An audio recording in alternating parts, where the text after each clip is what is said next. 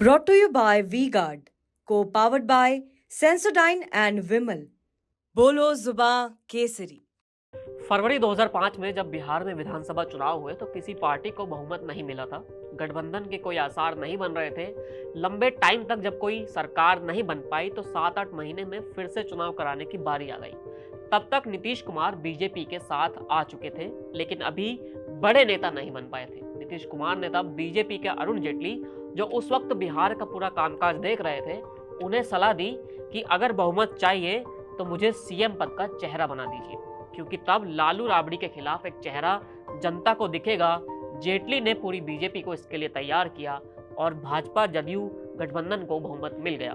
2005 से लेकर 2024 तक की राजनीति चाहे कुछ भी बदल गया हो, लेकिन नीतीश कुमार आज भी उतने ही प्रासंगिक हैं जितने वो पहले थे। हेलो नमस्ते, चुनावी किस्से में आज आपको नीतीश कुमार से जुड़े किस्से बताते हैं। कैसे नीतीश कुमार का राजनीतिक ग्राफ भले ही ऊपर नीचे होता रहा हो, लेकिन सत्ता उनके साथ हमेशा ही जुड़ी रही। नीतीश कुमार उस खेप के नेता हैं जो इमरजेंसी के विरोध में निकली थी। जब बिहार में जेपी की अगुवाई में आंदोलन चल रहा था, उस वक्त न जाने कितने छात्र नेता उस आंदोलन से जुड़े और बाद में जाकर बिहार के बड़े नेता बन गए। लालू प्रसाद यादव, रविशंकर प्रसाद, सुशील मोदी समेत इस लिस्ट में कई नाम हैं और नीतीश कुमार भी इन्हीं में से एक रहे हैं। इमरजेंसी के बाद हुए चुनाव में नीतीश कुमार कूदे, लेकिन पहली बार जीत हासिल नहीं कर पाए। लेकिन 1985 में पहली बार जनता दल के विधायक बने। इससे आगे बढ़े तो जनता दल से अलग होने का फैसला किया। तब तक नीतीश कुमार को एक नए गुरु मिल गए थे, जॉर्ज फर्नांडिस। दोनों ने साथ मिलकर समता पार्टी बनाई। समता पार्टी बीजेपी के साथ मिली और लोकसभा चुनाव में उसे फायदा भी हुआ, और इसी फायदे के दम पर नीतीश कुमार की केंद्र की राजनीति में एंट्री हो गई। वाजपेयी सरकार में वो मंत्री बने, बार बार मंत्री बनते गए, कभी रेल मंत्री तो कभी कोई और विभाग मिला। एक हादसा होने पर नीतीश ने रेल मंत्री के पद से इस्तीफा भी दे दिया। जब नीतीश कुमार केंद्र में लगातार मंत्री पद पर बने हुए थे, तब उनके राज्य बिहार में लालू और राबड़ी का राज था। जॉर्ज फर्नांडिस से अलग होकर नीतीश कुमार ने बाद में जनता दल यूनियन बनाई और फिर बीजेपी के साथ ही रहे। 2005 के शुरुआत में चुनाव हुए, लेकिन किसी पार्टी को बहुमत नहीं मिला। तब अरुण जेटली और अन्य बीजेपी नेताओं को मनाकर नीतीश कुमार खुद को सीएम पद का चेहरा बनवा लिया था।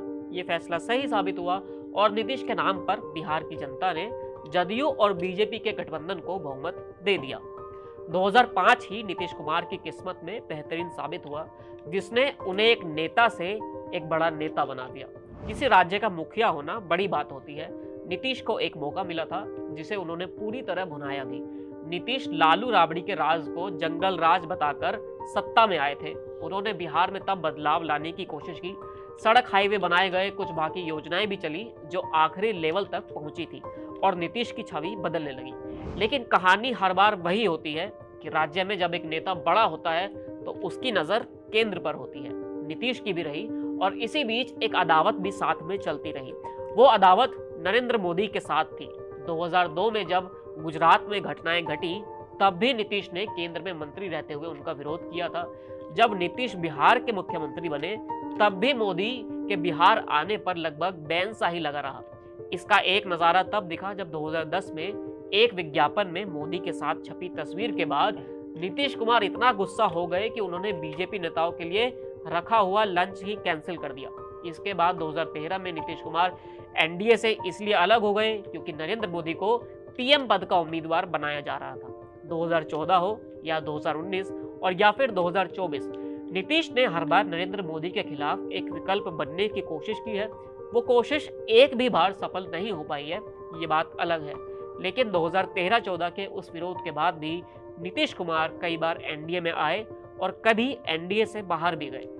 नीतीश कुमार की बिहार में एक छवि पलटू राम की भी बनी है। उनके विरोधी उन्हें इस नाम से बुलाते हैं, लेकिन गजब तो ये है कि नीतीश वही हैं, उनके विरोधी बदलते रहते हैं, क्योंकि इस बार वो जिसके साथ होते हैं, अगली बार वो अपने विरोधियों के साथ मिलकर ही सरकार बना लेते हैं। और शायद यही नीतीश कुमार की राजनीति की यूएसपी है।